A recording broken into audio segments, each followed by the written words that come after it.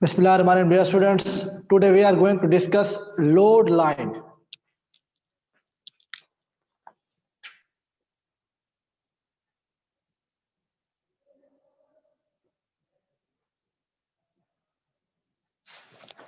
आज हमने डिस्कस करना है लोड लाइन के बारे में। लोड लाइन में हमें क्या करना है, पहले तो एक ट्रांजिस्टर लेना है। कौन सा ट्रांजिस्टर हमने लेना है?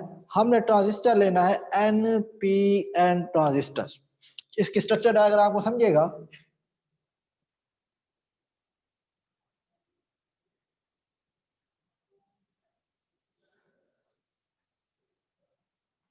ये आपके पास एक बन गया ट्रांजिस्टर। इस ट्रांजिस्टर के अंदर क्या है, हमारे पास तीन पोर्शन होते हैं, एक एमिटर, दूसरा बेस और तीसरा आपके पास होता है कलेक्टर। अब ये आपके पास होगा एमिटर, ये आपके पास होगा बेस और ये आपके पास होगा कलेक्टर। ठीक है जी, ये तीन रीजन आ गए एक एनपीआर ट्रांजिस्टर के अंदर। कौन कौन सी रीजन है जिसमें? Emitter, base and collector. ये आपके पास एमिटर आ गया, ये आपके पास बेस है और ये आपके पास है कलेक्टर। अब हमने करना क्या है, हमने इसमें यूज करनी है कॉमन इमिटर कॉन्फ़िगरेशन। यानी क्या होगा, एमिटर जो है वो दोनों के साथ कनेक्टेड होगा, इसलिए इसको हम नाम देते हैं कॉमन इमिटर कॉन्फ़िगरेशन का। इसमें मजीद कनेक्शन हमने किस तरह से करने हैं, अब हमने क्या करना है जी, बेस के साथ हमने एक रेजिस्टेंस लगानी है और ये आपके पास इनपुट वोल्टेज है और ये बेस के साथ एक बैटरी लगी हुई है। इस रेजिस्टेंस को आप नाम दे दें RB का। ये है सोर्स वोल्टेज VS और ये बैटरी आपके पास है VBB।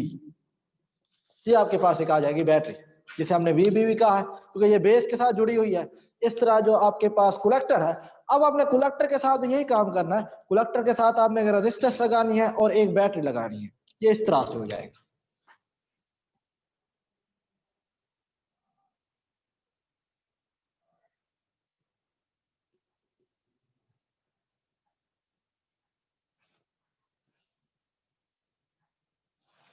ठीक है जी, ये हमने कलेक्टर के साथ एक रेजिस्टेंस लगा दी है, इसको हम नाम देंगे लोड रेजिस्टेंस का। इसको हम डिनोट करते हैं RL के साथ। ये रेजिस्टेंस आ गई क्योंकि ये कलेक्टर के साथ हमने बैटरी लगाई हुई है, तो इसको हम नाम दे देंगे VCC का। यानी ये वो बैटरी है जो हमने लगाई हुई है कलेक्टर के साथ, और ये RL ये आपको शो कर रहा है लोड रेजिस्टेंस। ये आपके पास एमिटर है, ये बेस है और ये आपके पास कलेक्टर है। एमिटर को हमने क्योंकि कॉमन रखा हुआ है, बेस और कलेक्टर ये दोनों के साथ जुड़ा होगा, तो अब हमने करना क्या है, एमिटर का कनेक्शन हमने दोनों के साथ कर देना है। यानी एमिटर को हमने बेस के साथ भी जोड़ना है और एमिटर को हमने कलेक्टर के साथ भी जोड़ना है। तो ये इस तरह बन जाएगा आपके पास।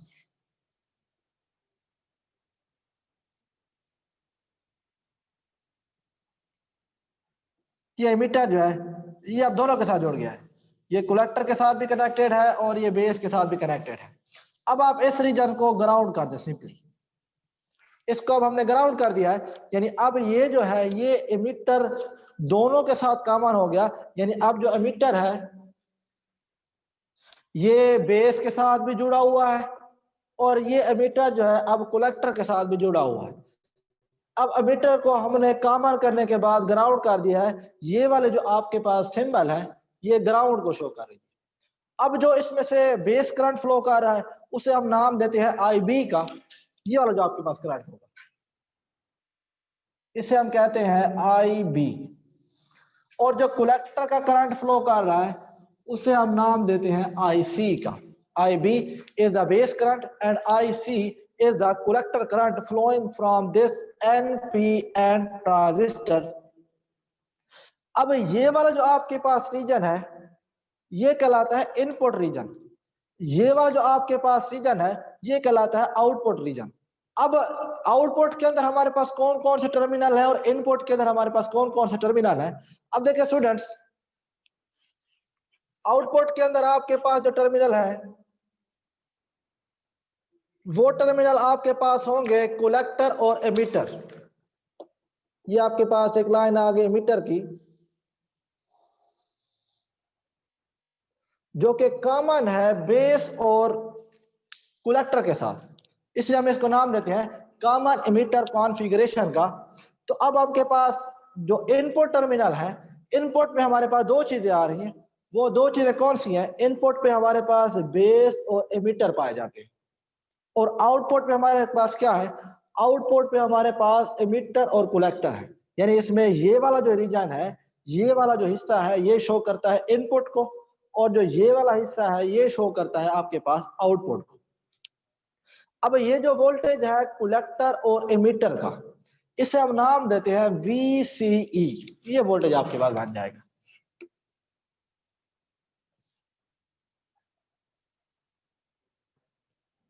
इसे हम नाम दे देंगे VCE का। इसी तरह जो RL के अक्रॉस आपके पास वोल्टेज होगा, उसे हम नाम देते हैं VL का। यह है इसकी कंप्लीट स्ट्रक्चर डायग्राम, किसकी? लोड लाइन की, जिसके अंदर हमने यूज किया है कौन सा ट्रांजिस्टर? वो ट्रांजिस्टर आपके पास है NPN ट्रांजिस्टर। कैसे पता चला कि ये आपके पास NPN ट्रांजिस्टर है? क्योंकि आप देख सकते हैं कि मीटर के ऊपर जो हमने एरो लगाया हुआ है, ये एरो बाहर की तरफ है, तो ये शो कर रहा है कि जो ट्रांजिस्टर हमने यूज किया है वो ट्रांजिस्टर आपके पास एक NPN ट्रांजिस्टर है। अब हमने अभी आउट इनपुट को डील नहीं करना, अभी हमने डील करना है सिर्फ आउटपुट को। ये इनपुट बैटरी है आपके पास, ये है आउटपुट बैटरी, VCC का जो हम नाम दिया। अब ये जो VCC बैटरी है, इसका पोटेंशियल हमें मिलेगा दो जगहों पे। वो दो जगह कौन सी है? VCC का पोटेंशियल एक तो हमें मिलेगा VCE के ऊपर, और दूसरा इसका जो पोटेंशियल है वो हमें मिलेगा इस रेजिस्टेंस के अक्रॉस, जिसे हमने VL का नाम दिया हुआ। यानी VCC का जो टोटल पोटेंशियल है वो आपके पास दो हिस्सों में डिवाइड हो जाएगा। एक हिस्सा उसका कन्वर्ट हो जाएगा VCE के अंदर, और उसका जो दूसरा हिस्सा है वो कन्वर्ट हो जाएगा VL के अंदर, क्योंकि ये दोनों सीरीज में लगे हुए हैं। और हमें पता है कि जब भी दो चीजें सीरीज में लगी हुई हो तो करंट सेम फ्लो होता है और वोल्टेज जो है वो डिवाइड हो जाता है। तो इसको हम इक्वेशन की फॉर्म में इस तरह लिखेंगे कि आपके पास जो VCC है ये बराबर हो जाएगा VCE प्लस VL के, क्योंकि VCC का जो टोटल वोल्टेज है वो इन दो जगहों पे डिवाइड हो रहा है, VCE और VL के दरमियान। फर्ज किया हमें यहां से VL चाहिए, तो हम लिख सकते हैं कि VL will be equal to VCC minus VCE। ये आपके पास बन गया। अब ओम लॉ के मुताबिक V is equal to IR वाला फार्मूला इसके अंदर अप्लाई करें, तो आपके पास ये बन जाएगा VL is equal to ICRL is equal to VCC minus VCE। इसके अंदर हमने क्या किया है? हमने इस VL की जगह अकॉर्डिंग टू ओम लॉ हमने लगा दिया है ICRL। ये VCC आपके पास वैसे आ गया, ये VC आपके पास वैसे आ गया। फर्ज किया यहां से हमें वैल्यू चाहिए IC की, तो RL को हम दोनों के नीचे डिवाइड कर देंगे, तो आपके पास जो IC है ये आ जाएगा VCC over RL minus VCE over RL। ये आपके पास फार्मूला बन गया टोटल, जो कि शो कर रहा है कलेक्टर के करंट को, जिसको हमने डिनोट किया हुआ है IC के साथ, जो कि बराबर आ गया VCC over RL minus VCE over RL। इसके अंदर जो ये वाली चीज है आपके पास,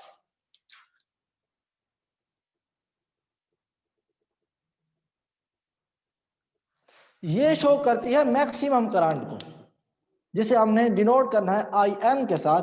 तो अब इसका कंप्लीट फार्मूला आपके पास आ जाएगा जी, IC is equal to IM minus VCE over RL। ये आपके पास आ जाएगा total formula for collector current, जिसको हमने डिनोट किया हुआ है IC के साथ। तो ये बराबर आ गया IM minus VCE over RL। So student, हमारा पर्पस क्या था? हमने बेसिकली ड्रा करनी है इसके अंदर लोड लाइन। वो लोड लाइन क्या है? This load line is basically in the shape of graph between output voltage and output current. यानी लोड लाइन ड्रा करने के लिए हमारा पहला स्टेप क्या है, हमने ग्राफ ड्रा करना है किसके दरमियान, आउटपुट वोल्टेज और आउटपुट करंट के दरमियान। आउटपुट वोल्टेज आपके पास VCE है और आउटपुट करंट आपके पास IC है। तो इन दोनों के दरमियान हमने ग्राफ ड्रा करना है। किस तरह ग्राफ ड्रा करना है, हमने VCE को लेना है एक्स एक्सिस पे और IC को हमने लेना है वाई एक्सिस पे। तो ग्राफ आपके पास इस तरह से आ जाएगा।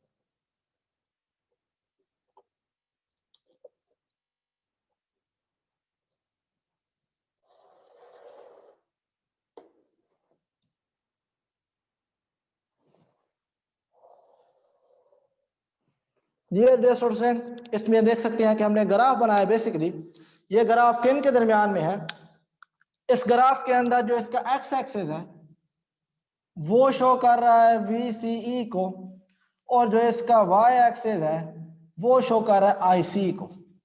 यानी हमारे पास एक्स एक्सिस के ऊपर जो वैल्यूज होंगी वो आपके पास होंगी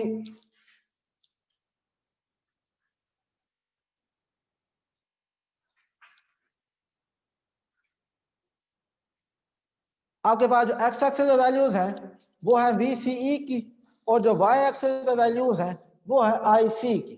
फर्ज के इसके ऊपर हम कुछ पॉइंट्स ले लेते हैं। ये आपके पास पहला पॉइंट है, ये दूसरा पॉइंट है, ये तीसरा पॉइंट है, ये चौथा पॉइंट है। इस तरह यहाँ पे ये पहला पॉइंट, ये दूसरा, ये तीसरा, ये चौथा, इस तरह से।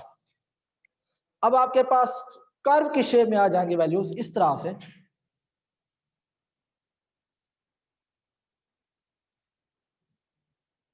ये आपके पास कर्व बन जाएंगे। अब फर्ज किया ये पॉइंट आपके पास R है,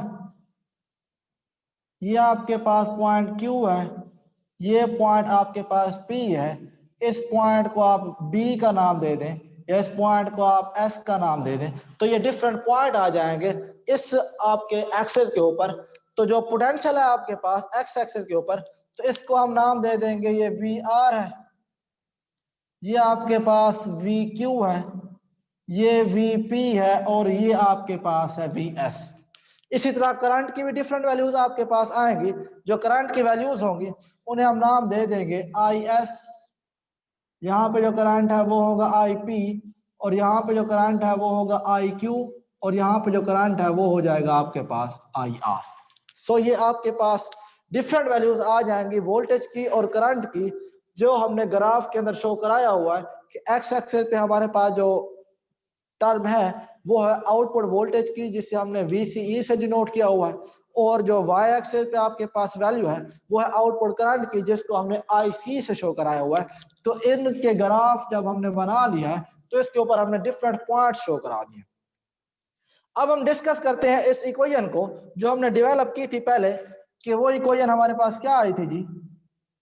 वो इक्वेशन हमारे पास बनी थी IC is equal to IM minus VCE over RL. This is the formula to calculate the collector current from NPN transistor। कि हमारे पास जो बेसिक फार्मूला है वो इस तरह आ गया था, IC is equal to IM minus VCE over RL। अब फर्ज किया कि अगर हमारे पास कलेक्टर करंट 0 हो, अगर हम IC को 0 रखते हैं तो आपके पास जो VCE आएगा वो बराबर हो जाएगा VCC के। तो ऐसा पॉइंट जिसके ऊपर करंट 0 हो जाए, इसको अगर हमने ग्राफ में शो करना है तो ग्राफ में हम यहाँ पे एक पॉइंट बना देंगे जिसे हम A का नाम देते हैं। यानी ये A पॉइंट आपके पास वो पॉइंट है जिसके ऊपर आपके पास जो टोटल कलेक्टर का करंट है वो 0 आ रहा है। और इसी तरह अगर हम ये कहें कि IC हमारा बराबर है IM के, तो जब ये वाली चीज हम यहां अप्लाई करते हैं तो आपके पास जो VCE है वो इक्वल टू 0 आ जाता है। यानी पहले क्या था, अगर हमने कलेक्टर का करंट 0 पुट किया था तो आपके पास जो VCE है उसकी वैल्यू आपके पास क्या आई थी, VCC के बराबर आ गई थी। और इसी तरह अगर हमने कलेक्टर करंट को बराबर पुट किया है मैक्सिमम करंट के, तो जो VCE है वो 0 बन गया है। अब ये वाला जो पॉइंट है अगर हम ग्राफ में शो करना चाहें तो ये वाला पॉइंट ग्राफ में इस B पॉइंट के ऊपर शो करें, यानी ग्राफ के ऊपर हमने दो पॉइंट्स बना लिए हैं। वो दो पॉइंट्स कौन से हैं, एक पॉइंट आपके पास A है और दूसरा पॉइंट आपके पास B है। A पॉइंट आपके पास कब आया था, जब हमने कलेक्टर करंट को 0 पुट किया था और VCE ये बराबर आ गया था VCC के। और B पॉइंट आपके पास कब आया था, जब हमने IC को बराबर पुट किया था IM के और VCE आपके पास 0 आ गया था। तो यानी जो हमने ग्राफ बनाया है VCE और IC के दरमियान, इस ग्राफ के अंदर हमारे पास दो पॉइंट हासिल हो गए हैं। एक पॉइंट आपके पास A है और दूसरा पॉइंट आपके पास B है। तो A और P को हम दोनों मिला देते हैं इस तरह से।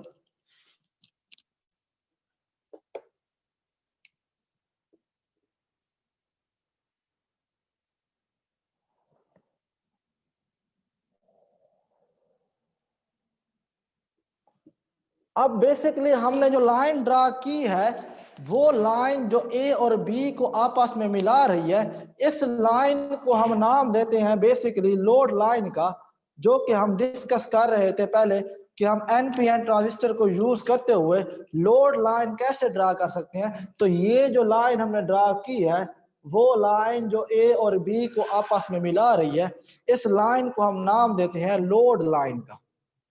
जो लोड लाइन हमने बनानी थी वो लोड लाइन हमने किस तरह बनाई है, हमने एक बेसिकली ग्राफ ड्रा किया है। वो ग्राफ किसके दरमियान था, वो ग्राफ था आउटपुट वोल्टेज और आउटपुट करंट के दरमियान। आउटपुट वोल्टेज हमारे पास था VCE, तो इस VCE को हमने एक्स एक्सिस पे ले लिया है और आउटपुट करंट आपके पास था IC। इस आउटपुट करंट को हमने ले लिया है Y एक्सिस के ऊपर। इन एक्सेस को लेने के बाद हमने कुछ पॉइंट्स लिए हैं जिसको हमने P Q R S इस तरह से नाम दिए हुए हैं। और इन एक्सेस के ऊपर हमने जो पॉइंट्स ड्रा किए हैं, इसी तरह हमारे पास वोल्टेज की डिफरेंट वैल्यूज आ गई और करंट की भी डिफरेंट वैल्यूज आ गई। अब जो वोल्टेज की वैल्यूज हमारे पास आई हैं इनको हमने नाम दिया VR, VQ, VP, VS, इस तरह से। इस तरह हमारे पास जो करंट की वैल्यूज आई हैं उनको हमने नाम दिया है IS, IP, IQ, IR, इस तरह से। फिर हमने दो पॉइंट्स इसके ऊपर बनाए हैं। वो दो पॉइंट्स कौन से थे, एक पॉइंट हमने A डिफाइन किया इसके ऊपर, दूसरा पॉइंट हमने B डिफाइन किया। A पॉइंट वो पॉइंट था जब आपके पास कलेक्टर करंट 0 को अप्रोच कर रहा था और B पॉइंट आपके पास वो पॉइंट था जब कलेक्टर करंट आपके पास मैक्सिमम वैल्यू दे रहा था। तो B पॉइंट के ऊपर जो करंट की वैल्यू होगी उसको हम इस तरह से लिखते हैं कि मैक्सिमम करंट जो आपके पास होगा वो बराबर होगा VCC ओवर RL के। This will happen at point B, क्योंकि B पॉइंट वो पॉइंट है जिसके ऊपर हम IC को मैक्सिमम ले रहे हैं और A पॉइंट वो पॉइंट है जिसके ऊपर हम IC को 0 ले रहे हैं। वैसे भी अगर मैथमेटिकल पॉइंट ऑफ व्यू से देखा जाए तो X एक्सिस के ऊपर Y की वैल्यू 0 होती है, इसी तरह Y एक्सिस के ऊपर क्या है, X की वैल्यू 0 होती है। तो ये वाले जो दो पॉइंट्स हमने बनाए थे, एक हमने B पॉइंट बनाया था, दूसरा हमने A पॉइंट बनाया था। तो जब हमने इन दोनों पॉइंट को ज्वाइन किया है, जब हमने इन दोनों पॉइंट्स को मिलाया है तो एक लाइन बन गई है। इस लाइन को हम नाम देते हैं लोड लाइन का। तो A और B को मिलाने वाली जो लाइन है, इस लाइन को हम नाम दे देंगे लोड लाइन का। अब इस लाइन की हम स्लोप निकाल लेते हैं। स्लोप का बेसिक फार्मूला आपके पास होता है OB ओवर OA। स्लोप जो हम निकालते हैं वो Y एक्सिस का डिफरेंस और X एक्सिस का डिफरेंस होता है। तो इसको हम इस तरह लिखते हैं OB ओवर OA। अगर इसकी वैल्यूज निकालना चाहे तो वो इस तरह से आपके पास आएंगी VCC over RL divided by VCC। VCC से हम VCC को कैंसिल कर देंगे तो बाकी आपके पास बच जाएगा 1 ओवर RL। तो ये वैल्यू आपके पास होगी स्लोप की। किसकी स्लोप, इस लोड लाइन की स्लोप जो हमने ड्रा की है ए और बी दो पॉइंट्स के दरमियान। अब देखें आपके पास ये एक पॉइंट ए है, दूसरा पॉइंट बी है, इनके दरमियान हमने लोड लाइन तो ड्रा कर ली है कि ए और बी को मिलाने वाली जो लाइन है जिसे हमने लोड लाइन का नाम दिया है। इसके अलावा यहाँ मजीद पॉइंट भी आपके पास आ रहे हैं कि एक एस पॉइंट है, एक पी पॉइंट है, ये क्यू पॉइंट है, ये आर पॉइंट है, इस तरह से। अब इन पॉइंट्स की वर्किंग क्या है, इन पॉइंट्स का फंक्शन क्या है, इन पॉइंट्स को हम नाम देते हैं ऑपरेटिंग पॉइंट्स का, ऑपरेटिंग पॉइंट्स। इन ऑपरेटिंग पॉइंट्स का मकसद क्या है, इन ऑपरेटिंग पॉइंट्स का बेसिकली रिलेशन होता है इस सोर्स वोल्टेज के साथ जो हमने इनपुट सिग्नल देना है। अगर फर्ज किया भी हमने इनपुट सिग्नल नहीं दिया है तो हमारे पास जो ये लाइन है ये एस के ऊपर होगी, और अगर हमारे पास ये लाइन एस के ऊपर है तो एस के ऊपर होते हुए जो वोल्टेज है वो वी एस है, और जो करंट है वो हमारे पास आई एस है। अब अगर हम इनपुट सिग्नल दे देते हैं तो हमारी जो ये कर्व है ये शिफ्ट हो जाएगी पी पॉइंट के ऊपर, तो पी पॉइंट के ऊपर जो करंट की वैल्यू है वो ज्यादा होगी, इसी तरह पी पॉइंट के ऊपर जो वोल्टेज की वैल्यू है वो भी ज्यादा हो जाएगी। यानी अगर हम इनपुट सिग्नल देते हैं तो इनपुट सिग्नल देने की वजह से आउटपुट का करंट भी बढ़ता है और आउटपुट का वोल्टेज बढ़ता है, तो हमारे पास पी पॉइंट आ जाएगा। इसी तरह अगर हम मजीद इनपुट सिग्नल देते हैं तो हमारे पास करंट आई क्यू बन जाएगा, वोल्टेज जो है ये वी क्यू बन जाएगा। इस तरह फिर हमारे पास अगर हम मजीद इनपुट सिग्नल देते हैं तो आर वाला पॉइंट हमें हासिल हो जाएगा। यानी अगर हम इनपुट सिग्नल देते जाएं तो ये जो कर्व के ऊपर पॉइंट है ये भी शिफ्ट होते जाते हैं एस पी क्यू आर, इस तरह से। अब ये तो तब था जब हम इनपुट के ऊपर पॉजिटिव सिग्नल दे रहे थे, तो पॉजिटिव सिग्नल देने की वजह से क्या था, आउटपुट का करंट भी बढ़ा था, आउटपुट का वोल्टेज भी इंक्रीज किया था। लेकिन अगर फर्ज किया कि हम यहाँ पे इनपुट सिग्नल नेगेटिव में दे दें तो जब हम नेगेटिव सिग्नल देंगे फिर क्या होगा, आउटपुट का जो करंट है वो कम होना शुरू हो जाएगा, और एक पॉइंट ऐसा आएगा जब आउटपुट का करंट अप्रोच कर जाएगा जीरो को, तो उस पॉइंट को हम नाम देते हैं cut off region.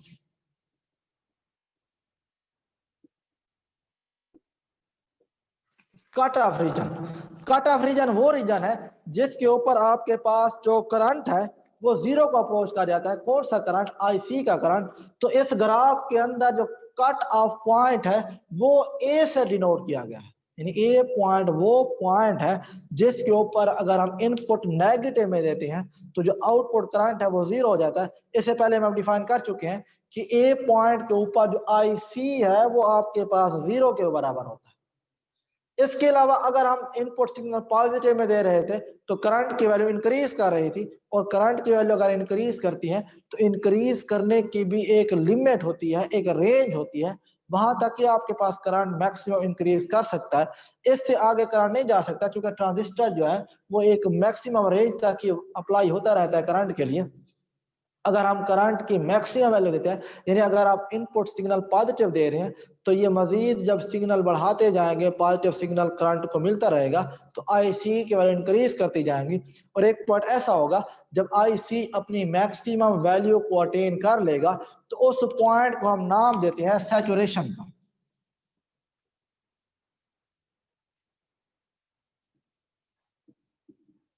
Cut of point हमारे पास यानी पॉइंट ए, और सैचुरेशन यानी पॉइंट बी।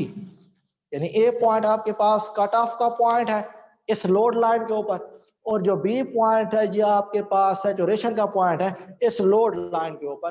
तो ये जो दो फिनोमिनाज हैं वो इस लोड लाइन के नतीजे में हमें हासिल होते हैं। इसके अलावा तीसरा पोर्शन है जिसको हम नाम देते हैं एक्टिव रीजन का। ये तीसरा पॉइंट आपके पास है एक्टिव रीजन। ये एक्टिव रीजन क्या है, अब देखें ये जो आपके पास कट ऑफ है ये पॉइंट ए के ऊपर है, ये जो आपके पास कट ऑफ है ये पॉइंट ए के ऊपर है, और जो सैचुरेशन है ये आपके पास पॉइंट बी के ऊपर है। अब ए और बी के दरमियान में जितना भी रीजन आता है तो इसको हम नाम देते हैं एक्टिव रीजन का। एक्टिव रीजन की अब बेसिक डिफाइन क्या बनेगी, the region between cut off and saturation region is called active region. So this was all about the load line. कि लोड लाइन हमारे पास क्या है, हमने एक एनपीएन ट्रांजिस्टर लिया है, इस एनपीएन ट्रांजिस्टर के अंदर हमने बेस के साथ एक बैटरी लगाई है जिसको आरबी का नाम दिया है, और हमने एक इनपुट सिग्नल दिया है और बेस के साथ एक बैटरी लगाई है जिसे बीबीबी का नाम दिया है। इसके अंदर हमने वही काम कलेक्टर के साथ भी है। कलेक्टर के साथ हमने एक लोड रेजिस्टेंस लगाई है जिसको हमने आरएल का नाम दिया है, और फिर हमने एक बैटरी लगाई है जिसको हमने वीसीसी का नाम दिया है। फिर इसको हमने डिफाइन किया और आईसी की वैल्यू निकाल ली। आईसी की वैल्यू निकालने के बाद हमारा पर्पस क्या था, हमने एक लोड लाइन ड्रा करनी थी, तो वो लोड लाइन हमने ड्रा की है आईसी और वीसीई के दरमियान, such that taking VCE on X axis and IC on Y axis. फिर हमने इन पॉइंट्स को मिलाते हुए एक लोड लाइन ड्रा किया। तो इस लोड लाइन के ऊपर जो पॉइंट ए आ रहा था इसको हमने नाम दिया कट ऑफ पॉइंट का, और जो पॉइंट बी आ रहा था इसको हमने नाम दिया सैचुरेशन पॉइंट का। सो कट ऑफ पॉइंट और saturation point, cut off point के ऊपर जो आईसी था वो 0 के बराबर था, और सैचुरेशन पॉइंट के ऊपर जो आईसी था वो आपको दे रहा था मैक्सिमम वैल्यू, इसलिए हमने इसको नाम दिया है सैचुरेशन पॉइंट का। इसके अलावा कुछ पॉइंट हमारे पास और भी आ रहे थे जिसको हमने एस पी क्यू आर इस तरह से नाम दिया है। इन पॉइंट्स को हमने नाम दिया है एज ए ऑपरेटिंग पॉइंट। इसके ऊपर क्या है, इनपुट जो सिग्नल हम दे रहे होते हैं यहाँ से उसका इफेक्ट चेक किया जाता है कि इस इनपुट सिग्नल की वजह से आया कि कलेक्टर करंट या कलेक्टर एमीटर वोल्टेज बढ़ा है या कम हुआ है। और ये याद रखेगा कि इसके अंदर जो हमने कॉन्फ़िगरेशन यूज किया है, इसके अंदर हमने यूज किया है कॉमन एमीटर कॉन्फ़िगरेशन। इसका मतलब क्या है कि ये जो एमीटर है ये बेस और कलेक्टर दोनों के साथ लगा हुआ है, इसलिए हमने इसको नाम दिया कॉमन एमीटर कॉन्फ़िगरेशन का। और इसके अंदर जो हमने ट्रांजिस्टर यूज किया है उसको हमने नाम दिया है एज एनपीएन ट्रांजिस्टर। पता कैसे चलेगा एनपीएन ट्रांजिस्टर है, ये जो एरो है अगर ये एरो आउटवर्ड हो तो ये एनपीएन ट्रांजिस्टर होता है, और अगर ये एरो इनवर्ड हो तो ये आपके पास पीएनपी ट्रांजिस्टर होता है। So student, this was all about load line. अब आपके जो क्वेश्चन हो आप चैट के ऑप्शन में जाकर राइट डाउन कर सकते हैं। अभी भी आपके पास 5 to 10 मिनट्स है। स्टूडेंट हरी अप, अपने क्वेश्चन राइट डाउन करें चैट के अंदर ताकि हम विद इन टाइम आपके क्वेश्चन का प्रॉपर आंसर दे सकें। जी, लोड लाइन के बारे में आपके कोई सवालात हो तो आप चैट के ऑप्शन में जाके पूछ सकते हैं। इसकी डायग्राम के मुतालिक, इसकी वर्किंग के मुतालिक, इसके मैथमेटिकल पॉइंट्स के मुतालिक आपके जहन में जो भी सवाल हो आप चैट के ऑप्शन में जाके उनको राइट डाउन करें। ये स्टूडेंट कोई चीज समझ नहीं तो आप लोग पूछ सकते हैं इसके बारे में।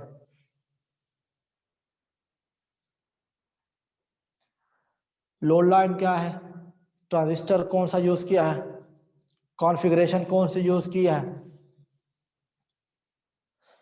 जी बिल्कुल, बच्चों का क्वेश्चन आ रहा है कि लॉन्ग क्वेश्चन है। जी बिल्कुल, ये लॉन्ग क्वेश्चन में ही है, और one of the most important long question इस चैप्टर का।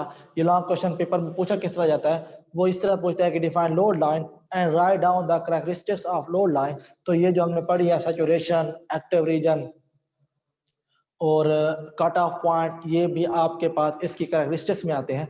तो ये सारा के सारा आपके पास एक लॉन्ग क्वेश्चन में आता है, और ये one of the most important long question है इस चैप्टर का। इसके अलावा आपके पास कुछ सवालात हो तो आप चैट के ऑप्शन में जाकर राइट डाउन करें। हो गया, अभी हम लेक्चर को वाइंड अप करने लगे हैं। जी स्टूडेंट्स, थैंक यू।